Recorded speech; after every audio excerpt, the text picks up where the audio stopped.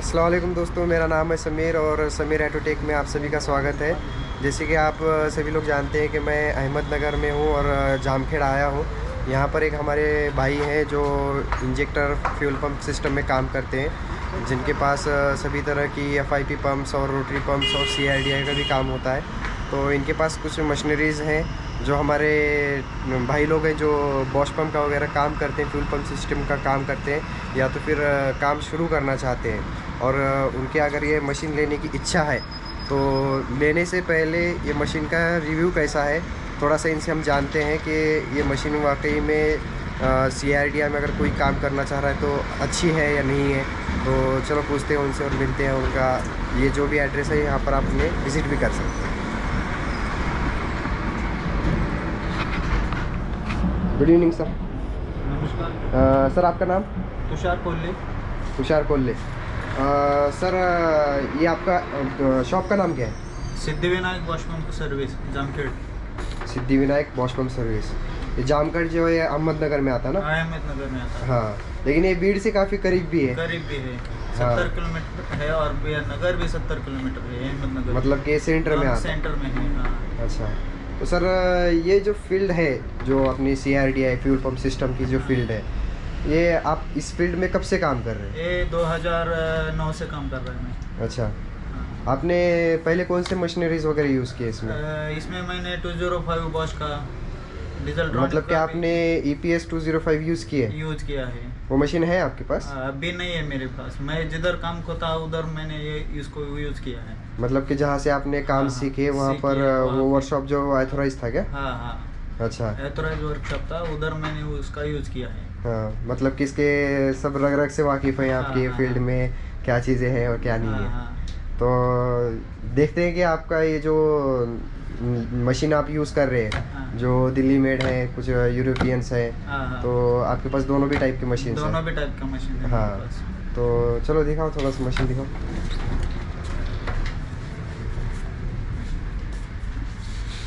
ये जो है, जो मैंने जब वर्कशॉप चालू किया था तब लिया था, डीजल ट्रॉनिक का है जी। हाँ। तो इस पे मैंने कुछ दिन काम किया है। इसका रिजल्ट भी अच्छा है।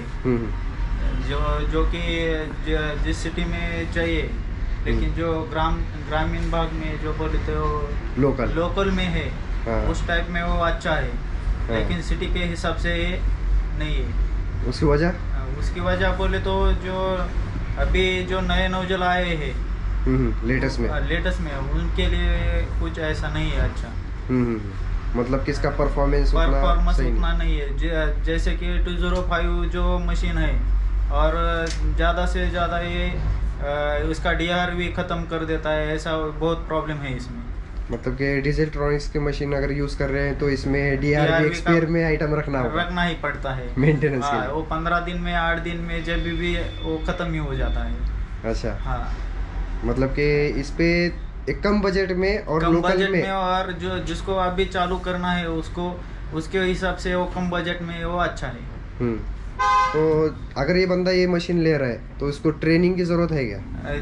अगर पहले जो काम कर रहा है, अगर वो बंदा पहले काम करता है तो उसका ट्रेनिंग का ज़रूरत नहीं है।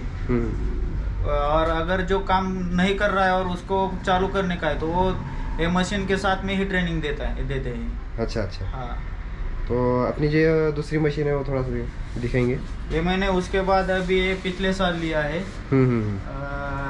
इसमें स्टारडेक्स का लगा हुआ है सिस्टम। तो ये जो है ये प्रिसीजन है ना? और ये मशीन प्रिसीजन का है। अच्छा, हाँ। और मतलब कि इसका जो टेस्ट बेंच है प्रिसीजन का है और इसका जो सिमुलेटर है वो स्टारडेक्स का। मतलब कि कॉम्बो टाइप इन्होंने बनाकर आपको बना के दिया हुआ है। हाँ, तो इस मशीन में और उस मशीन में डिफरेंस क्या है? इसमें और इसमें बहुत डिफरेंस है। इसमें जो मैंने बताया था कि वो DRV खत्म कर देता है, अभी मैंने ये 1 साल लिया हुआ है, अभी तक एक भी DRV खत्म नहीं हुआ इस पे। मतलब इसका मेंटेनेंस कम है इसका। कम है। हाँ। लेकिन कॉस्ट और रिजल्ट भी, और कॉस्ट ये इससे कॉस्ट बहुत ज़्यादा है इसका। और मेंटेनेंस कम है लेकिन कॉस्ट ज़्यादा है, और रिजल्ट भी इससे थोड़ा बढ़िया है। हाँ। और जैसे कि ये आपका जो एरिया है जामखेड़, इसके अंदर जो है ना तुम्हारे ये जो लोकल्स के काम है, इसमें गाड़ियाँ कौन से स्विफ्ट मारुति में, मारुति सुजुकी एर्टिगा वगैरह, टाटा का है, महिंद्रा का है। हाँ, और कमर्शियल गाड़ी, हाँ, उसी का ज़्यादा काम होता है। वो बोले तो ज़्यादा दूसरा फोर्ड वगैरह जो ज़्यादा नोजल होता है उसका जो है उसका ज़्यादा काम इधर नहीं होता। तो जिसका काम लोकल के थोड़ा सा ऊपर है, हाँ, वो ये बंदे ठीक है, लेकिन जो एकदम हाई लेवल का है उसके लिए वो बढ़िया बोले तो बॉश का ही यूज़ करना। हाँ। अच्छा, और एक मार्केट में मशीन है वन सॉल्यूशन की, जो एज कंपेयर टू बॉश चलती है। हाँ, वो भी अच्छी मशीन है। हाँ, उसका नाम से सुना है, लेकिन मैंने अभी तक देखा नहीं इधर इसके पास। अच्छा, मतलब कि ये आपके एरिया में ये सिर्फ एक मशीन है, एक ही मशीन कंप्यूटराइज? मेरे एरिया में बोले तो पूरा इधर का नगर जिला में मेरे पास एक ही है ऐसी। और अभी जो ITI वाले हैं उन्होंने यही बुक किया है। अच्छा अच्छा। हाँ। तो अपना ये जो पुराना वाला टेस्ट बेंच है ना, इस पे आप FIP रोटरी पंप्स वगैरह सब टेस्ट करते हैं? हाँ, इस पे मैं ये पुराना वाला मशीन है, मैंने जब दुकान स्टार्ट किया था तब लिया था ये। तो ये भी मैंने पुराना ही लिया था, जो नया नहीं लिया था, पुराना ही लिया था। पर इस पे सब मैंने वो जो सादा पंप है, रोटरी पंप है, वो सब बना के देता है। मतलब कि तुम्हारे कमाई का पहला जरिया यही है, यही से शुरू होता है। तो व्यूअर्स को ज़्यादा वेट नहीं करवाते, और अपने जो नेक्स्ट लेवल है कि अपने को क्या दिखाना है, एक इंजेक्टर में क्या चीज़ें रहती हैं, उसमें क्या स्पेयर रहता है, तो हम उन्हें ये दिखाते हैं। ठीक है वैभव।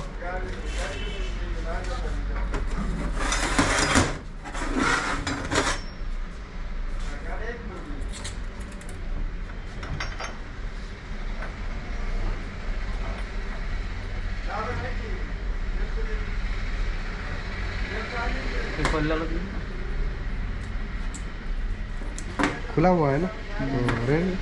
नहीं खुला हुआ, बस बताओ कि ये सोलोनाइट स्विच है जो उसके ऊपर आपने जो टेक्नीशियन है ना, इसे सेंसर बोलते हैं। हाँ, सेंसर है। हाँ, लेकिन ये एक्चुएटर है। हाँ, एक्चुएटर। उसके अंदर ये स्प्रिंग होता है, और ऐसा एक सिम होता है इसके अंदर। अच्छा, और ये इसके आर्मीचर लिफ्ट को बैठता है? आर्मीचर लिफ्ट को ये बैठता है। ये आर्मीचर का ये लॉक है जी। उसके बाद ये आर्मीचर, उसके बाद ये स्प्रिंग निकलता है। बाद में इसमें सब में ज़्यादा ख़राब होने वाली चीज़ बताओ। वो खोलने के अंदर है वो। ठीक है, ठीक।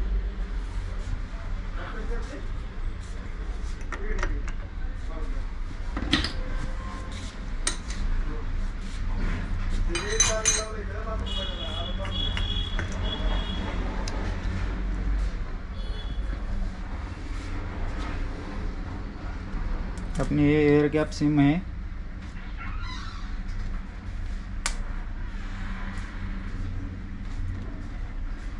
ये बॉल गाइड है? बॉल गाइड है ये।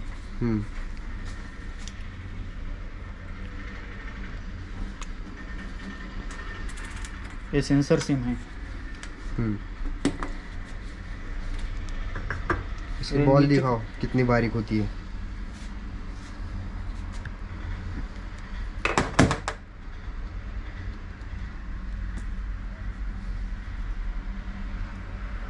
ये इतना बारीक सा बॉल होता है जो दिखेगा भी नहीं। और ये प्रेशर को रिटर्न के प्रेशर प्रेशर को पकड़ के रखने का काम करता है ये। ये नीचे के साइड को इतना पूरा निकलता है मटेरियल, तो नीचे का साइड तो हो गया अपना ये ऊपर का साइड है।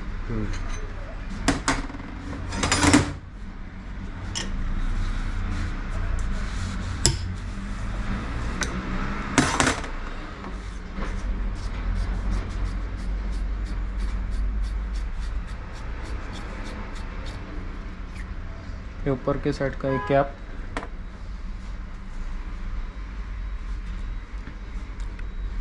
बाद में ये निडल निकलता है।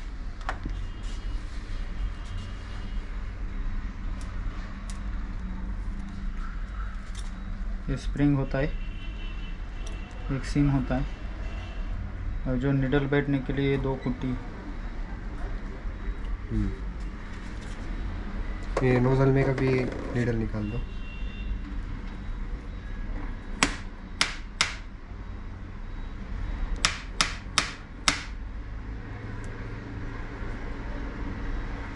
पकड़ के रे। तो गाड़ी हिट हो जाने के वजह से ये प्रॉब्लम आया है। गाड़ी हीट होना, केमिकल आना, केमिकल आना, और ये गाड़ी का जो हीट हो गया है, गर्म हो गया है, इसलिए ऐसा हुआ है। ये तो पूरा हीट हो गया है। भारी रखते हैं। ओके। तो बाद में इधर से निकाल के, ये रहा उसका स्पिंडल।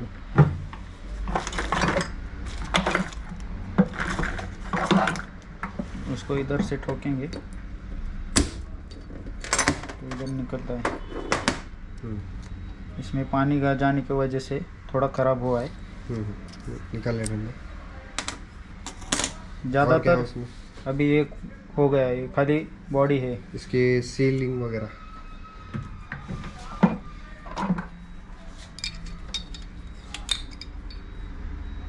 एक मेटल की सीम होती है इसमें सीलिंग के लिए, और दूसरी जो सीलिंग होती है ये प्लास्टिक की होती है। जैसे ये प्लास्टिक की सील है। हाँ, और ये मेटल की है। और ये मेटल की सील है। हाँ, ये 2 सील होता है, ये वो स्पिंडल को बैठती है। ओके। तो ज़्यादा इसमें ज़्यादा ख़राब होने का चीज़ ये है।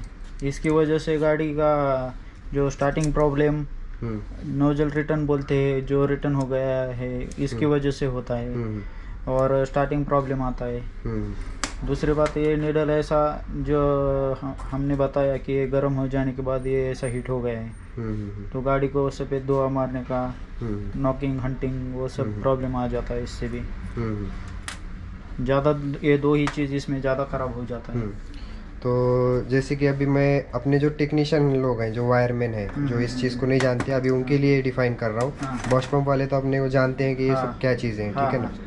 तो सब में पहले हम बात करते हैं कि फ्यूल प्रेशर लो का कोड जो बनता है, जो कोड है ना, ये इसका जो स्प्रेंडल है, इस स्प्रेंडल के ऊपर की एक कैप है। तो इस कैप में ये जो आपको बहुत बारीक एक होल दिख रहा होगा, पकड़ो थोड़ा, इसके एकदम सेंटर में एक बहुत बारीक सा होल है। उस होल की तरफ और इस होल की तरफ ध्यान देना। यहाँ पर उसका जो कटिंग हो जाता है, किस वजह से कटिंग होता है कि आपका जो प्रेशर है ना, ये यहाँ से जाता है, डीजल का प्रेशर यहाँ से जाता है और बॉल गाइड की तरफ से निकलने की कोशिश करता है ताकि टाँकी की तरफ वो प्रेशर चला जाए। लेकिन ये तब तक नहीं जाएगा जब तक इस स्प्रेंडल के ऊपर ये हमारे एक्चुएटर से करंट सप्लाई नहीं होगा। और जब ये ऊपर जाएगा तो इसके ऊपर के जो ये बॉल गाइड है, ये बॉल गाइड ये उठेगी। ये उठने के बाद इसका ये जो बॉल है छोटा वाला, इस पे है, इसी में, हाँ इसी पे है ये बॉल। ये जो बॉल है इसके ऊपर लगा हुआ है, दिखते भी नहीं इतना बारीक है, वो एक चीज़ है। तो ख़ास तौर पे हम क्या करते हैं, भाई रिटर्न आ रहा है, स्प्रेंडल बदल दिए, लेकिन ध्यान हम इस चीज़ पर नहीं देते। ये जो बॉल है ना, ये बॉल भी कई मर्तबा में कट हो जाता है। हाँ, स्टेनलेस स्टील का अगर होता है ना तो कट जाता है। एक बार का ये तुम्हारा जो दूसरा मटेरियल है उसमें थोड़ा सा ये चल जाएगा, लेकिन स्टेनलेस स्टील में अक्सर कटता है। तो आपको ये बॉल गाइड भी चेंज, ये बॉल भी चेंज करना होगा, गाइड चेंज करने की ज़रूरत नहीं। और दूसरी बात, आपको इसकी ग्रुप पे ध्यान देनी है, तब आपका जाके है ना फ्यूल प्रेशर लो का कोड जो है फिर भी एक चीज़ की वजह से आएगा। अब वो चीज़ कौन सी है, तो वो है इसकी बॉडी। अगर इसके बॉडी में भी कहीं लीकेज है ना, तो तब भी आपको फ्यूल प्रेशर लो का कोड जनरेट हो सकता है, क्योंकि यहीं से ज़्यादातर चांसेस होते हैं। लोग ध्यान नहीं देते 2 चीज़ों पर, एक इसका बॉल गाइड और दूसरा इसका बॉडी। सबका ध्यान रहता है स्प्लेंडर की तरफ, स्पिंडल की तरफ जी। और दूसरी हम बात करते हैं, हमारा ये रहा नोज़ल। ये टोटल मिला के एक इंजेक्टर है, लेकिन ये है नोज़ल, जो अपनी सादी गाड़ियों में भी आता था। ज़्यादातर लोग जानते हैं इसे, ये क्या चीज़ है। और इसका काम है कि इंजेक्शन क्वांटिटी को कंट्रोल करना। मतलब कि ये जब प्रेशर इसके अंदर से चला जाता है, यहाँ से डीजल का प्रेशर अंदर जाएगा और यहाँ की ये जो ग्रू है, यहाँ पर डीजल का प्रेशर रुकेगा। फिर जब इसके ऊपर करंट आया और ये नीडल ऊपर हो गई, ये वाली स्प्रिंडल ऊपर होने पर इसके ऊपर का प्रेशर हट जाता है और ये नीडल ऊपर हो जाती है। और जब ये नीडल ऊपर होगी ना, तो यहाँ पे जो इसके बारीक बारीक होल होते हैं नोज़ल के, ये भी कभी मरतबा चौकअप होते हैं, यहाँ से डीजल रिलीज़ होगा, तब ये फायर होगा। तब तक ये फायर नहीं होगा, जब तक ये नीडल ऊपर नहीं जाएगा तब तक ये फायर नहीं होगा। और तब तक आपके गाड़ी में पिकअप, स्मोक या फिर कोई भी इशू आपका बन सकता है। तो ये चीज़ें होती हैं हमारे एक नोज़ल में।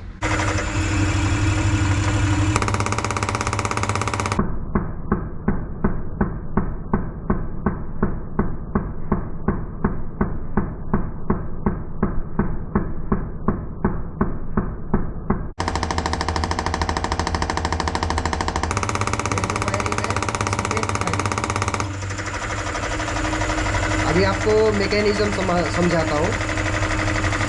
जब इन्होंने इस पर करंट दिया इंजेक्टर के एक्चुएटर पर, वो जो मैंने आपको नीडल बताया था ना, ये बॉल गाइड है, वो प्रेशर हटेगा और ये कॉमन रेल से जो प्रेशर नीचे की तरफ आ रहा है अपनी नोजल की तरफ, यहाँ पर जो प्रेशर बना हुआ है ना, इसकी जो स्प्रिंडल हटने के बाद नीडल ऊपर आएगी। नीडल ऊपर आने से यहाँ से उसका डीजल फायर होगा। ये इसके अंदर वर्किंग मैकेनिज्म है। और स्प्रिंग का इधर का वाला टेंशन और इधर वाला टेंशन वापस से उसे नीचे की तरफ लाएगा, जिससे डीजल आपका बंद हो जाए और करंट सप्लाई भी बंद।